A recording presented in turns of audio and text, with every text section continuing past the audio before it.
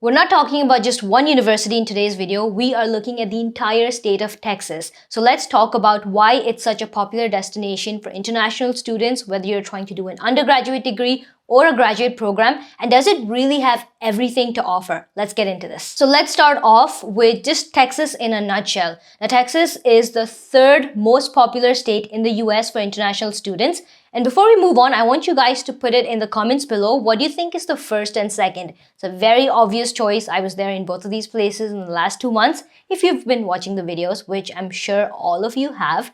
Anyway, it is also the fifth most culturally diverse. So good to know. Has an average tuition fee and living expenses, which is comparatively less than the national average compared to other states in the US. And it is home to some great weather. Now, of course, we all know that there are parts in the US that get really hot and really cold with like temperatures going in the negatives. So being in a place where you have like a pretty decent weather is definitely like something on the criteria that a lot of students want to have. Now, we know that Texas is a very, very big state. So some popular destinations for international students include Houston, San Antonio, and Austin. Now, out of these places, we have universities with an acceptance rate of 9 to 90%, which is a big range to be in. And this is why I've actually picked Texas for today's video. We have colleges like Rice University, which is considered, at par with the Ivy Leagues in the single-digit acceptance rate.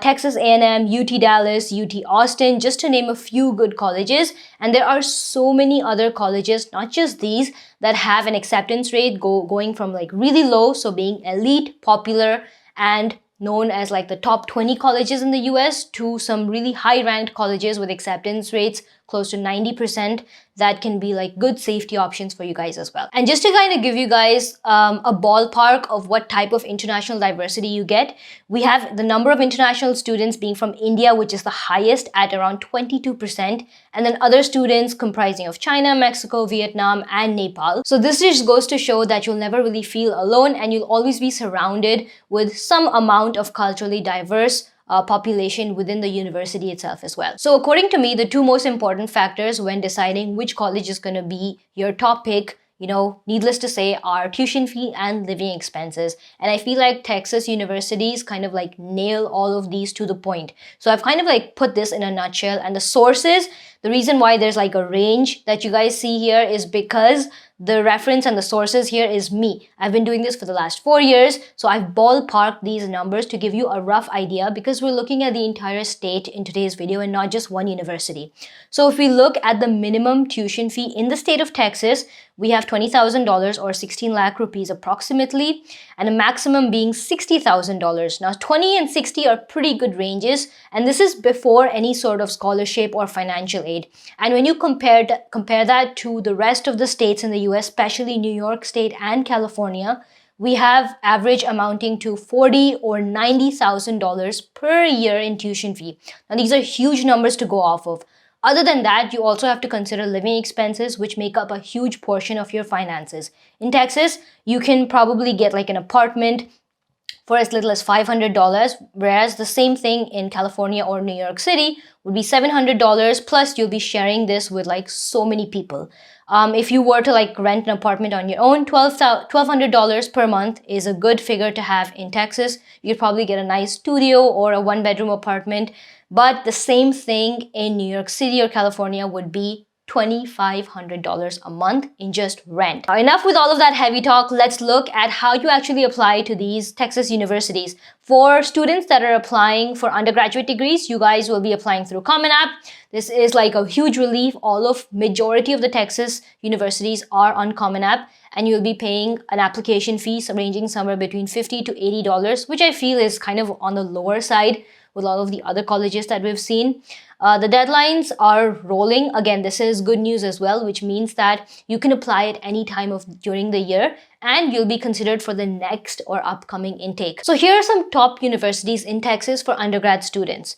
Now, number one on my list would be Rice University. Now, this has an acceptance rate of 9.5% and it is definitely considered to be Ivy League level.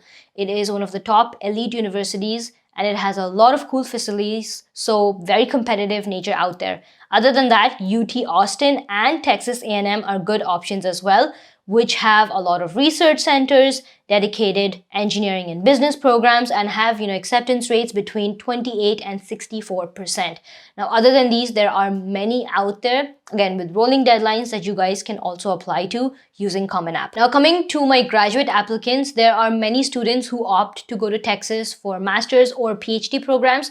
The biggest reason being the living expenses being very, very cheap. So if you are going, for example, for a PhD program where you're getting a stipend and your PhD is funded, whatever stipend you get, you can comfortably spend the next 4 to 5 years of your PhD paying your own rent and taking care of your food without taking out any huge amounts of loans. Now, when it comes to applying to these universities, remember that as a graduate student, you will be applying through each university's application portal. So there's no one platform that you'll use to apply to all the universities. The application fee that you're looking at is around $80 to $100 per application, which is pretty standard. That's typically what the range is. Now, deadlines run from late Jan to Feb each year, so you have plenty of time to apply as well. Some of the best colleges in Texas in terms of return on investment, because let's face it, especially for grad degrees, it's important that there are good job opportunities after you actually graduate from these universities. These include the University of Houston, which has a ton of grad programs with an acceptance rate of 65%. UT Arlington is another good one with a reputable CS program, acceptance rate 90%. And we have Texas Tech University, which is known for engineering, business, and health sciences, with an acceptance rate of 67%. So these are just some of the universities. Again, there are a lot more that you can explore depending on the major and the specialization that you want to get into. Now, with all of the students that I have personally mentored over the years, I know what an ideal student profile looks like. So let's break this down for Texas universities.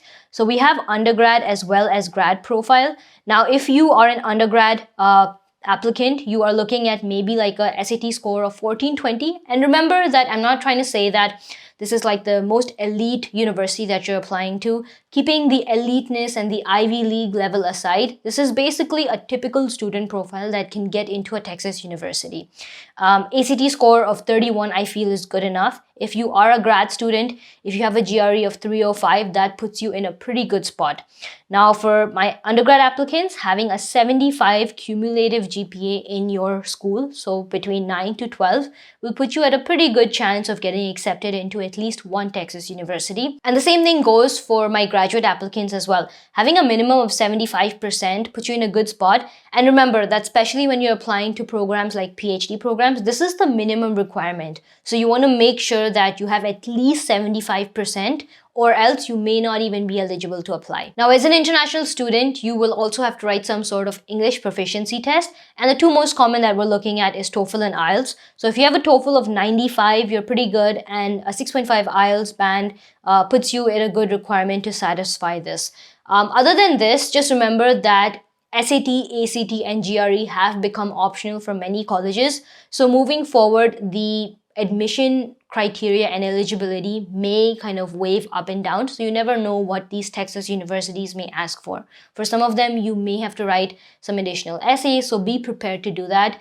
And additional things that you can do to stand out is, of course, paying attention to your extracurricular activities and making sure you have a wholesome profile. Now, one of the best ways to do this, whether you're applying for an undergraduate or a graduate program, is through some sort of a research experience. On top of that, if you have that research published, that is kind of like the cherry on top, and it shows a lot of academic rigor and credibility. Now, there are many programs out there that are worth thousands of dollars, but the one that I want to kind of emphasize on is the research bootcamp that is going to open up for enrollment in just a few days. This is by Incognito Blueprints. Last year, we had over 150 students throughout the world. This is grouped research, which is virtual. So basically, anyone in the world is eligible to apply for this research bootcamp. You guys will be paired into teams between 3 to 6 students, and for a duration of 2 months over this summer, you'll work on an individualized team research project. All of the research projects towards the end of the bootcamp will be your teams, so you can maybe take it to competitions, you can submit it for journal publications, and basically do whatever you want with it. These aren't refreshed or picked up from the internet. They are current with cutting-edge technology and innovation. So the enrollment for the research bootcamp is going to open up soon. Definitely check it out because the early bird pricing is going to go by super quickly. So with all of this talk about all of the great things that Texas has to offer, the biggest question that we still haven't answered yet is Texas even worth it, especially for an international student? Let's look at the cons first, and then we'll look at the pros. The first con is that Texas is a very big state. In general, it's just size-wise, it's huge, so you may need a car to move around. Public transportation may not be enough, especially given that it gets kind of hot. So of course it doesn't snow or whatnot, but moving around, getting from one place to another, you may need a car. For a used car, you're looking at somewhere around $20,000, so that may be an expense that you ultimately have to invest in at some point of time if you're planning to move there. Another thing is private colleges can get expensive. Now, although I showed you that range that you can have for your colleges, some colleges can be towards that upper range of $60,000 per year, which is still pretty expensive when you're comparing other options as well. You do have bigger class sizes, which means that there'll be less one-on-one interaction, or you'll get like less attention from your professors, because there are so many students that Texas in general accepts within the international population as well as domestics. The class sizes tend to be in the hundreds. Now, whether you are an undergrad or a graduate applicant, need-based financial aid is very minimum in Texas universities. I have no idea why. It was just a common trend that I noticed. One of the reasons could be that in general, the tuition fee is slightly on the lower side. So maybe they just removed need-based for international altogether, but there's no clear reason as to why this is. There may be merit scholarships possible for international students if you are applying for an undergrad degree, and the scholarship can range anywhere between $1,500 to $10,000 per year. In some cases, very rare cases, it is possible to get up to 100% tuition fee waiver, which means the scholarship. So that is something that undergrad students can apply for. Now, coming to the graduate applicants, the only funding opportunities that may be available for master's or PhD students are in the form of research assistantships or teaching assistantships, both that usually come into play after you've been admitted and after you come on campus. So these are something you have to apply after getting the admission, and you'll be working with a professor either to teach a class or part-time in some sort of a research, and you get like a monthly stipend for it that you can use for your living expenses. So definitely not enough to cover your whole tuition, maybe enough to cover a part of tuition plus living expenses. Alright guys, that's all that I had for this video. I hope you guys liked the different take that we did on universities, covering one state at a time. Now, I want you guys to put this in the comments below. Which state should we do next? Alright guys, that's all that I had for this video. I hope you liked the different take that we did. Instead of just focusing on one university, we looked at the entire state. Now, I want you to put it in the comments below, which state should we cover next. We will pick the most commented state for the next video. So, don't forget to drop the comment, and let's get this video to 500 likes. Like, it's been a long time since I asked you guys to do this. It keeps me motivated. Subscribe to the channel if you haven't already, and I will see you guys in the next one. Bye.